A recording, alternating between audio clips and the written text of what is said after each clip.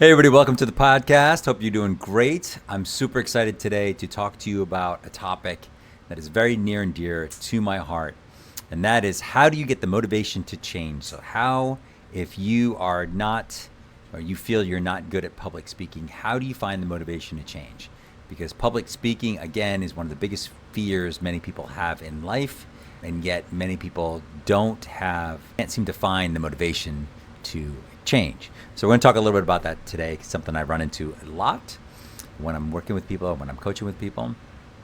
Hope you guys are doing great. Here in Southern California, it's been raining for a couple of days and it's been cold. So I'm in a fleece and a t-shirt, even though the office heat in my office right now is at 78 degrees. Yes, I know that about San Diego and probably Hawaii and Tahiti are probably the only two places, or only three places where I could actually live, because I don't like being cold. Anyway, let's get right into this podcast. How do you find the motivation to improve your public speaking? Let's talk about a couple things first. The first thing is that, look, public speaking is hard. If you're not good at it, or you struggle with it, or it doesn't come natural to you, or you face any level of social anxiety, stress, nervousness, breaking out into panic attacks or sweating when you're faced with any public speaking situation, I think it's really important to recognize that public speaking is actually pretty hard. The thing about it is a lot of people want to become better at public speaking, but they don't necessarily want to do the work that's involved in becoming better. And that's not because they're bad people or they're lazy or whatever. It's just that the fear of public speaking is so intense and so crazy. You wouldn't want to put your hand on a burning stove, right? They'd avoid it at all costs. People think the same thing about public speaking. They try to avoid the pain of working on it as much as possible. Here's what I can tell you. I work with a lot of people. I talk to a lot of people. And oftentimes when I'm talking to somebody potentially about coaching or about one of our programs, I am often trying to find out what their motivation is to get better at public speaking. Because if the motivation is not strong, then they're probably not going to do the work, and they're probably not a good client for us, and I'm probably not a good coach for them. I'm just being honest. Because at the end of the day, you're not going to change your situation as it relates to public speaking until the pain of not doing anything is greater than the pain of doing something. I've probably heard that adage before, where stay in your current situation until the pain of your current situation is greater than the pain of changing. Most often, people don't like change. Working out is a great example, right? If you are a few pounds overweight or you're just generally not healthy, it's easier to stay in that state than it is to take the effort, find the motivation, and go work out to become healthier. It's easier to stay where you're at than the pain of doing the working out, trying to get healthy. Now, that can be changed if, for example, you're faced with something where you're like, oh, I have a huge risk of having a heart attack. Now, the perceived risk of having a heart attack creates more pain in my current life than working out would, then I'll start working out. So what this all comes down to is that if you really want to change, especially as it relates to your public speaking, you have to find the pain. Where is the pain for you? Where is the challenges of public speaking? Where are they coming up in your life?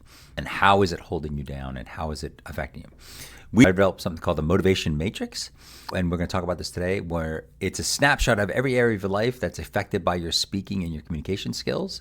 It contains it's something where you take a look at all these different areas of your life and you list out the negative impacts in each area of not being a strong public speaker, and then also the positive impacts in each area of being a strong speaker. So we're going to talk through each one of these, and then what I'm going to challenge you to do at the end is to write down these lists for yourself, these areas for yourself, and then do negative lists and then also positive lists. So we're going to go through these, and you may have some different ones, but I think a lot of these will hopefully resonate with you. The first one is career. So in your career, regardless of whether you're a student or you're just starting out or you're in mid-career, the negative impacts of not being a strong public speaker can be that you're repeatedly passed over for promotions, despite maybe you being really good for the job, often because you don't present as leadership material. If people don't think that you're a good speaker, not think of you as they oftentimes will not think of you as being a good leader, which I think is actually pretty interesting, that leadership, in many ways, so much of the perceived opinion of leaders is how they speak and whether they're good speakers or not. Another negative impact of not being good at public speaking is that you might lose valuable contracts or clients because your presentations just aren't great, right? And maybe you're not able to effectively communicate your company's value proposition. So those are two of the bigger negative impacts of poor public speaking skills. In terms of positive impacts, when you get good at public speaking, you get more leadership opportunities, you do better in job interviews, you probably land more jobs, you get more raises, you're more effective in client and team pitches and presentations. You also get a higher visibility within the organization, and globally, you enhance your professional reputation. Those are all really big motivations to get better at public speaking for your career. I think those can be really, really huge. Let's talk about the next area let's talk about personal development. So let's say you're not good at public speaking. The negative impacts of this can be that you start developing limited beliefs about your overall capabilities. If you have persistent communication or speaking anxiety, you're going to start creating these limited beliefs about who you are as a person. And then what that can lead to is also missing opportunities for personal growth because you constantly avoid situations that require you to speak up, right? There might be a great training program you could do, but you don't want to do it because you think you'd have to speak up, and that's not something you're willing to do. From a positive standpoint, as it relates to personal development, when you are a good speaker, when you work on your public speaking skills, you'll be able to overcome anxiety, you'll be able to build confidence, you'll develop clear thinking and communication, you'll be able to articulate your ideas more clearly, you'll also be able to build resilience through facing your fears, and you'll also enhance your level of critical thinking. So those are all the positive things that come from personal development. Let's talk about social. Let's talk about your social impact. Let's say if you're not a good public speaker or you feel that you're not a good public speaker, negative impacts can be that you watch important community initiatives fail because you couldn't effectively rally support or explain their importance, whether that's community at work, community in where you live. Things that you're involved with will fail or can fail because you're not able to communicate their value. You're also not able to defend vulnerable people or causes that you care about when they are misrepresented or attacked. And I think that's really big in this day and age. But if you don't feel that you're a strong speaker, it's going to be very difficult for you to defend those positions. From a positive standpoint, as it relates to social impact, when you are a good speaker, you're able to advocate effectively for the causes that you believe in. You increase your pervasiveness or your persuasiveness for community initiatives. You create more impactful storytelling, which means you communicate better and easier and easily with audiences. You're able to inspire and influence others, and you have a stronger presence in group settings. And those group settings could be work, could be school, could be socially, whatever it is. All right, the next area we want to talk about, and this is a big one for a lot of people, and that's financial incentives. So your area of your finances. So if you don't feel you're a good public speaker, some of the negative aspects can be that you consistently earn less than your peers, especially your peers that have similar technical or similar skill sets as you. You may have someone who actually has a lower skill set than you, but they're better at communication, and they actually will end up making more money than you do because they're better at communication. And I think that will drive you nuts. That would drive me nuts to see someone who is not as good as me making more money than me. Another very unfavorable piece in your financial area, if you're not good at public speaking, is you'll often accept unfavorable terms in negotiations because you oftentimes can't advocate for your own net worth, right? So you'll accept deals or do deals or projects that are less than what you deserve. So those are the two big financial incentives I see also getting passed up for jobs, which we talked about before. Now, positive-wise, if you become a good public speaker, you have access to more high-paying roles that require presentation skills. You're able to rise up through the ranks at your company faster. You get promoted faster, which means you make more money. You also get better at sales and client presentations. And even if you're not in sales, being better at presentations is a huge benefit and will actually lead to you making more money. You also have better negotiation outcomes, and you have expanded business development opportunities. So a lot more opportunities come your way in your financial area if you are a good speaker.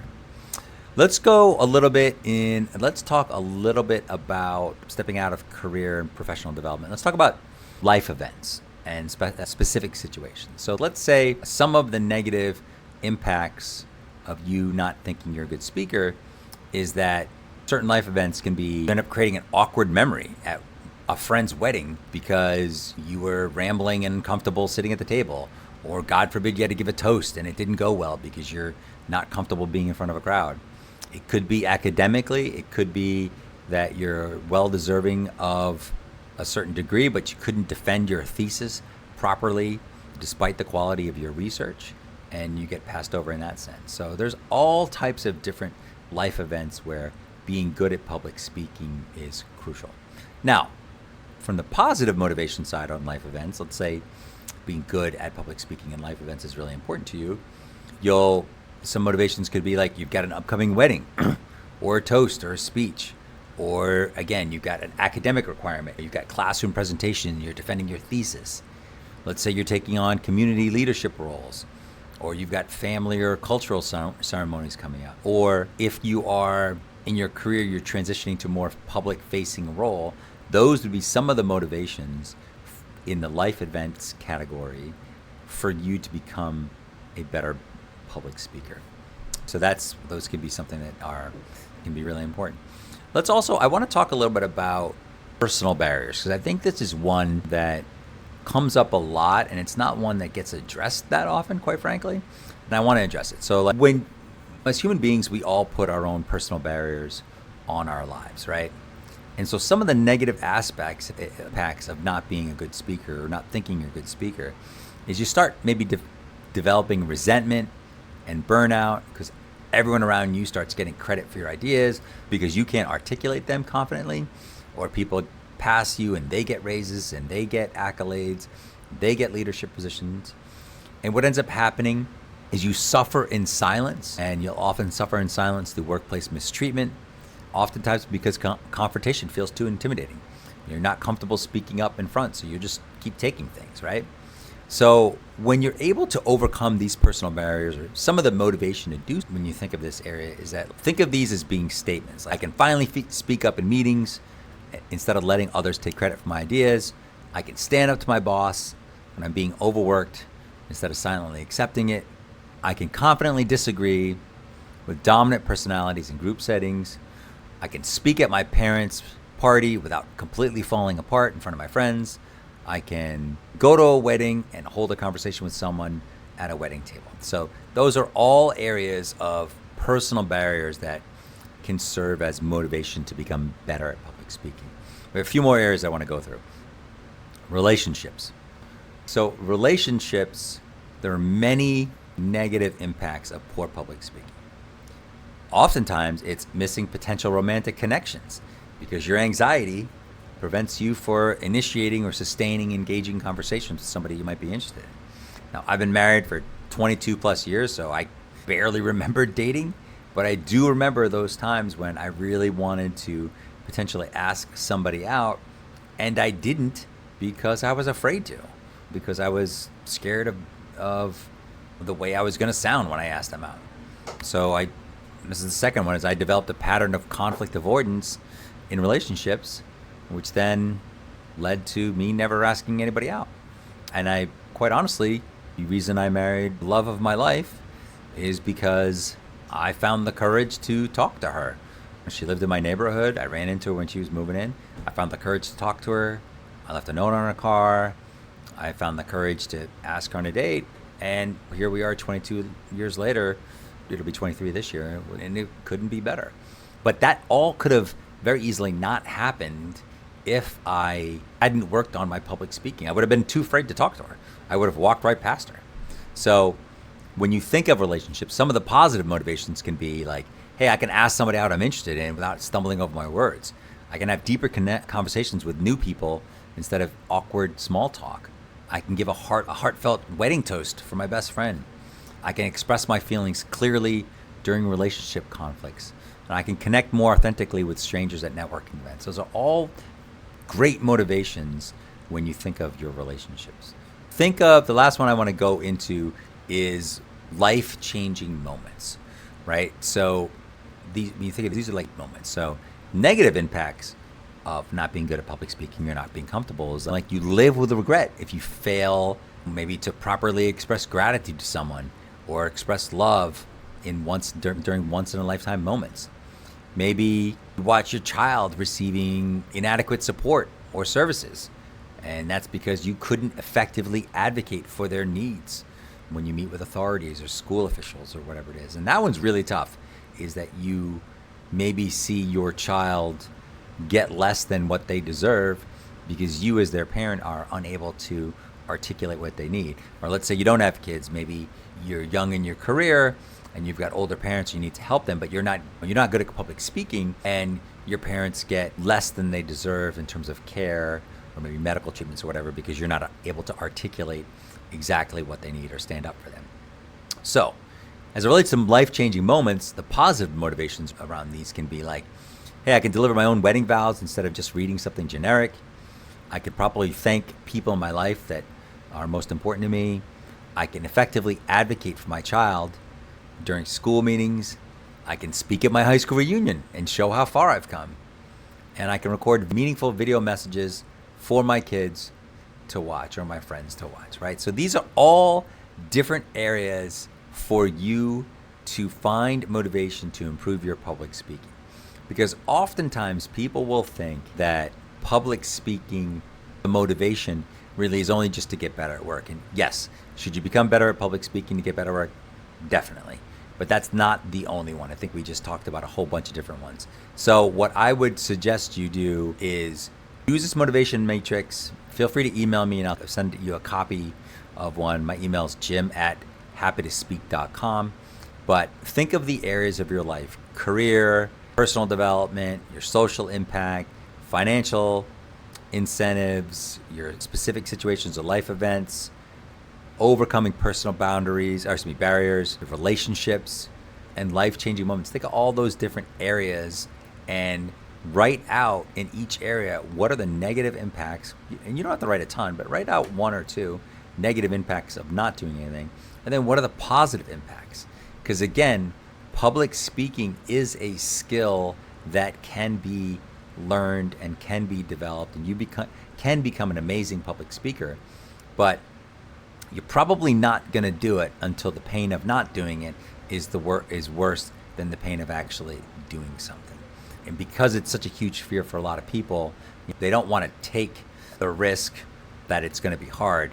I think once you've taken that risk that it's going to be hard and you realize what your motivations are, it's going to set you up for the rest of your life. So I firmly believe the ability to be a good public speaker has untold benefits, and the sooner you learn it, the better. Even if it is a little bit hard, just find the motivation and understand exactly why you're doing it. And I think that if you're able to understand exactly why you want to become better at public speaking, it becomes easier to do the work. So hopefully this has been helpful. Talk to you soon. Thanks again for being here.